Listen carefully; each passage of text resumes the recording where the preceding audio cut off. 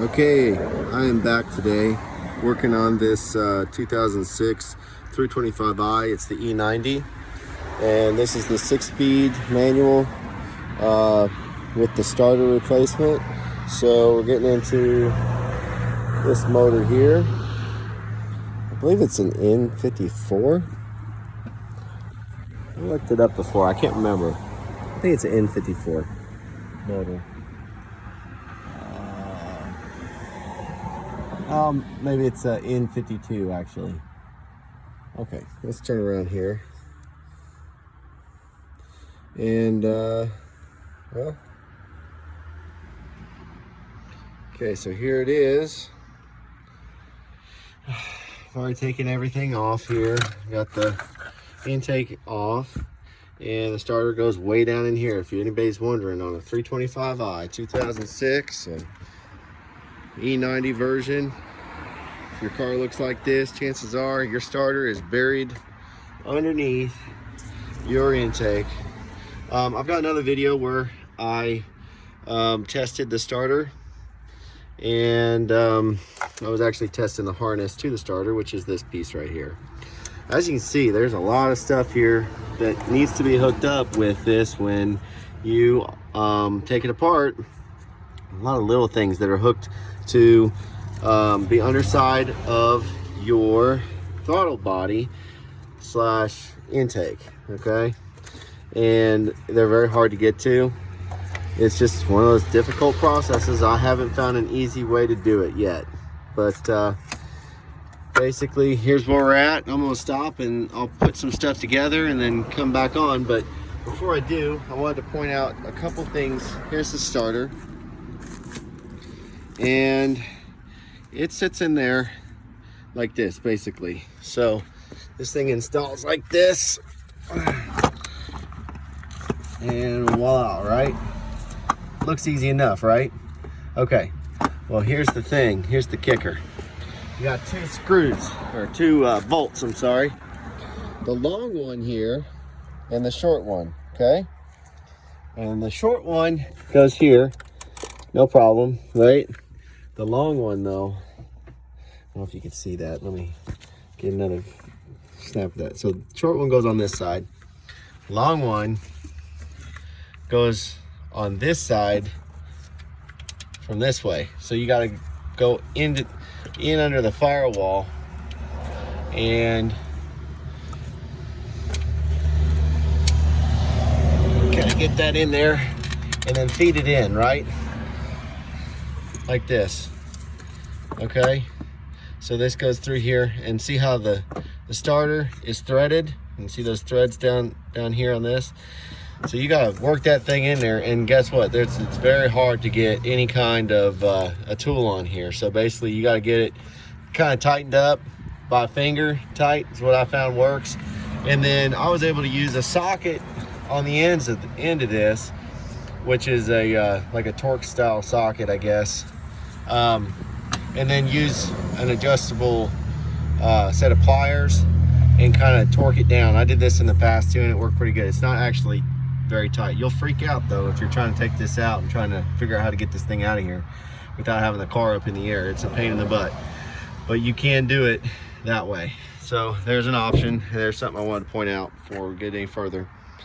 But here we go. I'll come back. This is the type of tool you need here. It's a Torx E14. So you see it here. E14, barely make it out there. E14.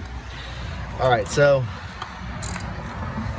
tightening up the bolt for the starter on this side, and these are aluminum, so you really don't want to go overboard with any of this stuff.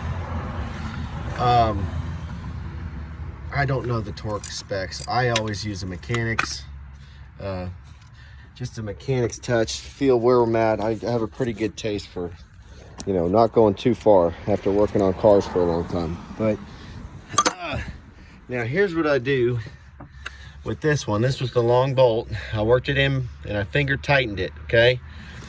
And you know you're close when you start seeing I think it's poked out there a little bit. Yeah, it's kind of poked out there a little bit, right? That's good. You know, one thing I just noticed too is I wonder if that has where you could put a bolt or a socket on it. It might on the front. I gotta check that.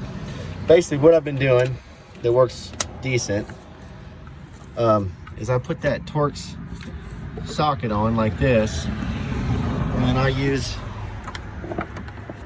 one of my adjustable wrenches to get a hold of it and tighten it. There's probably a specialty tool. I don't have it. So this is what I'm doing. And like I said, with this being aluminum, you gotta be careful anyway. You don't want to go overboard with how tight you get these things, because you could end up stripping something out. So I did this in the past and it worked good. It held up, no issues. So get that thing going in there. A little bit harder to do.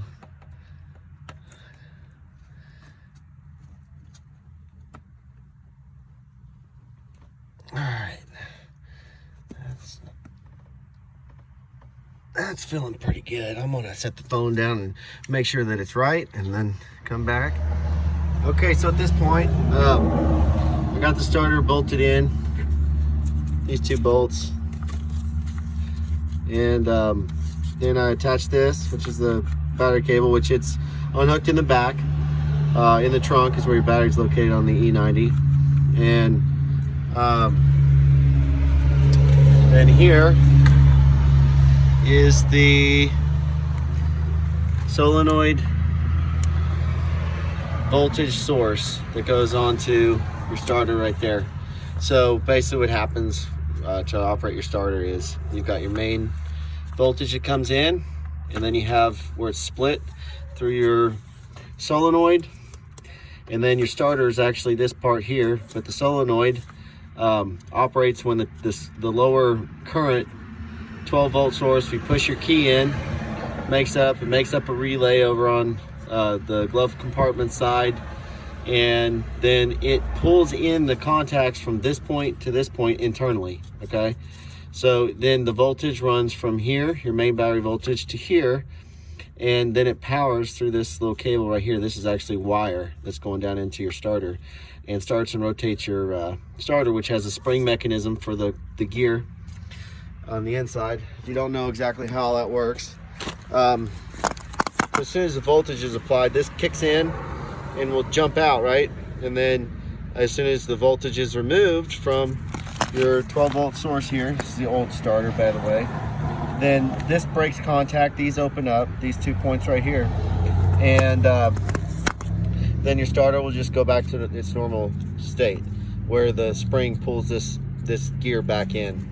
So there's a couple things that can go wrong with this, but those are just kind of the basic operations of a starter. A lot of times, like if you're broke down, you got an older vehicle, this isn't the best thing to do, but say you have a problem with your start circuit, you can test your starter or jump your car by taking a piece of metal from here to here. It's dangerous.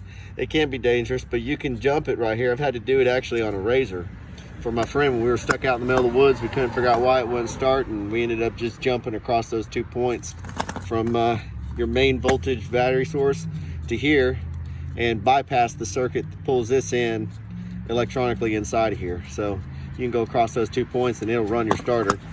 Then you just take your piece of metal off of there and it'll stop running the starter, and by that time usually you've jump started your vehicle, whatever you're working on. Little tidbit of information there. So I am going to have to probably wait on putting the intake back in, because this hose right here is, which you don't see it, but there's a hose that goes from here all the way down to the intake, back side of the intake, which is right here on the E90. There's a lot that goes into this thing. Basically that hose is right here, and it broke. So it broke the first time. Actually, I think it goes on this one right here. It goes on this port. And then, oh no, I'm sorry, it's this one. It's the big port. There's two ports here, and the big port goes up to the valve cover gasket. It's all part of your oil separator, or crank vent, basically. Crank vent slash valve cover vent. So when that breaks, we have some issues. And I noticed we've had some issues with oil. I'm also wondering about the PCV system, which is underneath the valve cover. But we'll continue here in a little bit.